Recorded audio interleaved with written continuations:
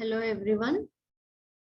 Today we are going to see the working principle of a transformer. So in my previous lectures, I have explained you what is a transformer. Transformer is a static or stationary kind of device by means of which you can transform electrical energy from one circuit to another circuit without any change in its frequency, but with a corresponding either increase or decrease in the voltage and current levels. So today, let's try to understand what is the working of a transformer. So how does the transformer work? So you already know that your transformer is a static device. So the transformer basically works on the principle of Faraday's laws of electromagnetic induction. So what is Faraday's laws of electromagnetic induction? So previously I have explained about this Faraday's laws of electromagnetic induction very clearly.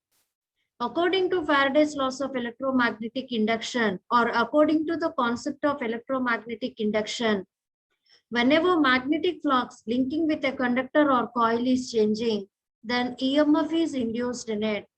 So to have the Faraday's laws of electromagnetic induction, to satisfy this Faraday's laws of electromagnetic induction, basically it has to satisfy three basic requirements. The first one is presence of conductor or coil. Second one is presence of magnetic field. Third one is the relative motion existing between these two. So if any machine satisfying these three basic conditions, the output of this electromagnetic induction will be EMF. What is EMF? EMF is not a force. It is the energy supplied to charge something by means of some active devices like battery. So EMF is not a force. It is a misconception that EMF is a force. EMF is not a force. It is the energy supplied to charge something by means of some active devices like a battery. So to understand the working of a transformer, we have to be very much clear with the basic principle of this Faraday's law. So what is Faraday's two laws? There are two laws from Faraday's research. The first one is Faraday's first law. The Faraday's first law states that whenever magnetic flux linking with a conductor or coil is changing, then EMF is induced in it. What is Faraday's second law? The magnitude of induced EMF is equals to rate of change of flux linkages. So, the working of a transformer is obeying both the laws of Faraday.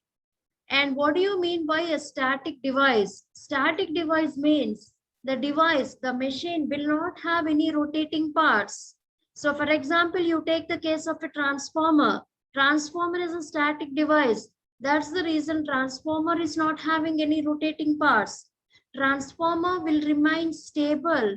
This transformer will remain constant throughout its operation.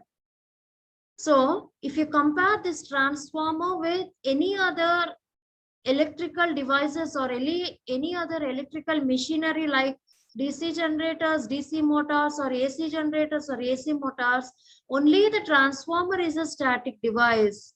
That's the reason transformer is having less losses compared to all other electrical machinery.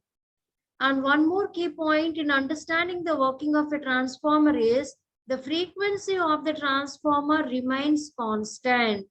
That means the transformer is the static device which is used for the purpose of transmitting electrical power. Even though the power is transmitted from one level to another level, from one place to another place, this frequency is going to remain constant.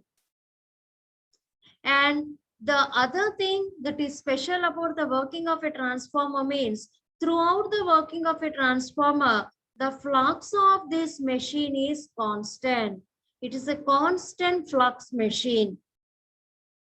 Okay. So what are the other key features of a transformer to understand this working principle? So we have seen that transformer works on the principle of Faraday's laws of electromagnetic induction, which is nothing but the principle of mutual induction. Okay. So there are two circuits that are associated with the transformer, the primary circuit and the secondary circuit. So there is one EMF induced in the primary of the transformer. That induced EMF is called as self-induced EMF. Similarly, the secondary circuit is also having its own induced EMF. So the EMF that is induced in the secondary of this transformer is called as mutually induced EMF. So there are two EMFs induced, the primary induced EMF, the self-induced EMF. The secondary induced EMF is the mutually induced EMF. And that's how you are saying the working principle of a transformer as the mutually induced machine. It works on the principle of Faraday's laws of electromagnetic induction, which in turn is making use of the concept of mutual induction. Now we'll see the applications of this particular transformer. So these transformers are widely used in power systems. You cannot imagine any power system without the presence of this transformer. So no power system is possible without any transformer. So then for what purpose these transformers are being used? These transformers are being used for the purpose of transmission of electrical power. The transmission of electrical power is done only with the help of these transformers. The purpose of transmission means it can be the step up of voltage or step down of voltage. The purpose of transmission of electrical power is majorly done with the help of these transformers. Then what about the application of single phase and three phase transformer? Of course, both single phase transformers and three phase transformers, both are widely used.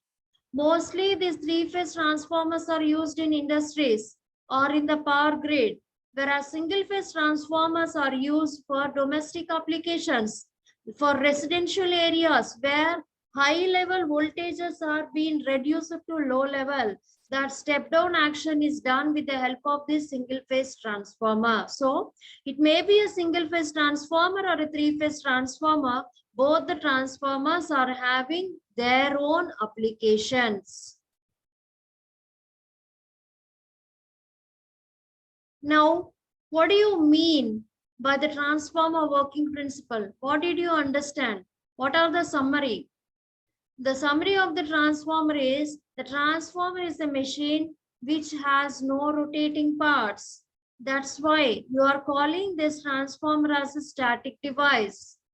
When the transformer is having no rotating parts, obviously there are no frictional and windage losses. So losses are being reduced when compared to other electrical machinery. When losses are reduced, then automatically efficiency of this transformer is always high. So in general, how much is the efficiency we can expect? We can expect an efficiency in the range of 95 to 99%. In the worst case, the efficiency of the transformer would be 90%, not less than 90%. So the transformer efficiency is ranging from 90% to 99%. In the worst case, it is 90%, and in the best case, it is 99%.